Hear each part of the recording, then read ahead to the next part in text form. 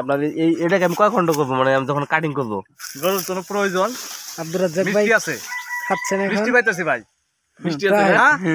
আমরা মিষ্টি না খাই দেখেন, ইউটিউবার ভাই আপনাদের প্র্যাকটিক্যালি খাওয়াই দেখাচ্ছি, দেখেন এই জিনিসটা দেখেন না কেন। আমরা যদি খাইতে পারি, গরু কেন খাইতে পারবে না? আমার কাছে মিষ্টি লাগতেছে। এটা নেপিয়ার গাছ, তাও এত শক্ত মানে এখনো মোটামুটি খাওয়া যাচ্ছে। দেখেন রস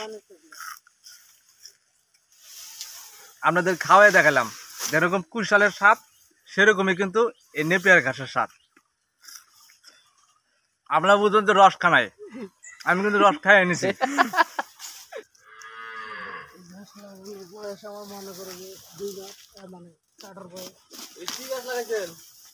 হাইব্রিড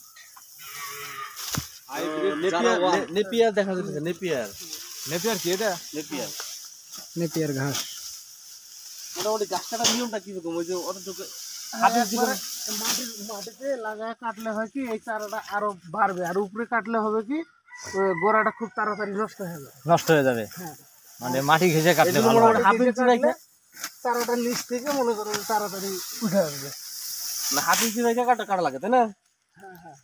এই যে আপনি যে কাটলেন, এই যে আজকে কাটতেছেন, কতদিন পরে আবার কাটার উপযোগী হবে? মোটামুটি 45 থেকে 50 দিন। 45 থেকে 50 দিন। 45-50 দিনের মধ্যে এই যে এটা 45 দিন বয়স ঘাসের, এটা 45 দিন বয়স। 45 দিনে ইনশাআল্লাহ কাটার উপযোগী।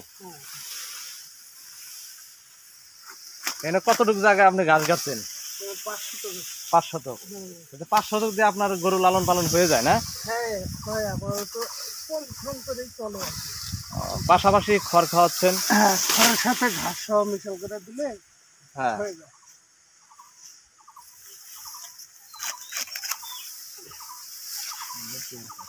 নেপিয়ার ঘাসটাও তো ভালো। আলহামদুলিল্লাহ, নেপিয়ার ঘাসটা নরম। ওটা ডাটা সহকারে চাবায় চাবায় খায়, রস মিষ্টি।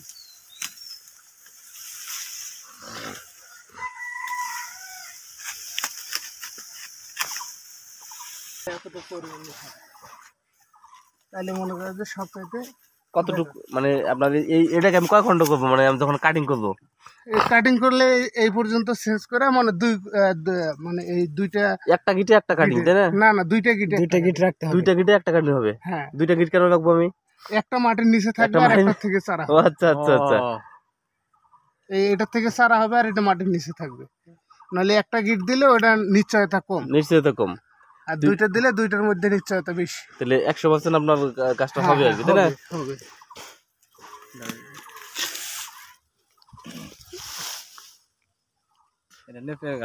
নেপিয়ার ঘাস গরুর জন্য খুবই কার্যকরী, গরুর জন্য খুবই গুরুত্বপূর্ণ ঘাস।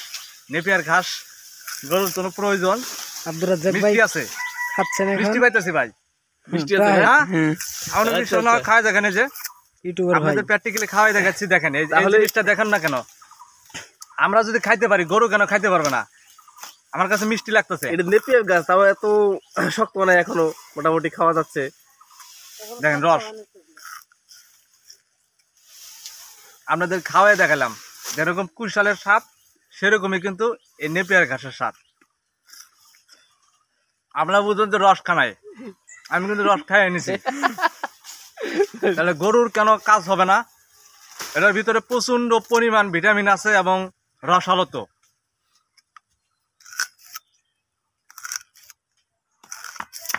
আর যেটা হচ্ছে কি ওটা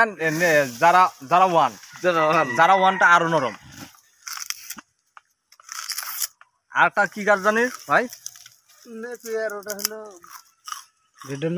হ্যাঁ আসলে মিষ্টি ভাই, রসটা খেয়ে ফেলেন একদম। কুশাল যে খাইছি ভাই, এটা কি খাচ্ছেন ভাই? খাইতেছি মনে হয় যে কুশাল খাইতেছি, কিন্তু আসলে এটা নেপিয়ার ঘাস। আসলে এটা নেপিয়ার ঘাস গরুর জন্য খুবই ভালোভাবে যদি এই ঘাসটা খাওয়াইতে পারেন। ভিটামিন প্রচণ্ড পরিমাণ রস আছে, রসালো তো এই ঘাসটা গরুর জন্য পারফেক্ট। আপনারা অবশ্যই আপনার যারা গরু লালন পালন করেন, আপনাদের গরুকে এই ঘাসগুলো খিলাবেন। ঘাস খাওয়ালে গরু অতি সহজে মোটা তাজা হবেন। পাশাপাশি যে বাড়তি খাদ্যগুলো আছে সেই খাদ্যগুলো হালকা পরিমাণ খাওয়াবেন, তাহলে দেখবেন যে গরু মোটা তাজা অল্প দিনই হবে। আপনারা দেখালাম ঘাসগুলো কিন্তু এই হাবিবুর ভাই লাগাইছে, এবারে ঘাসগুলো আজকে আমি পরীক্ষা করলাম, আসলেই ঘাসগুলো খুবই ভালো, প্রয়োজনীয় আপনারা যারা গরু লালন পালন করেন। ঠিক আছে, হাবিবুর ভাই এখন ঘাস নিয়ে যাচ্ছে, গরুকে দিবে।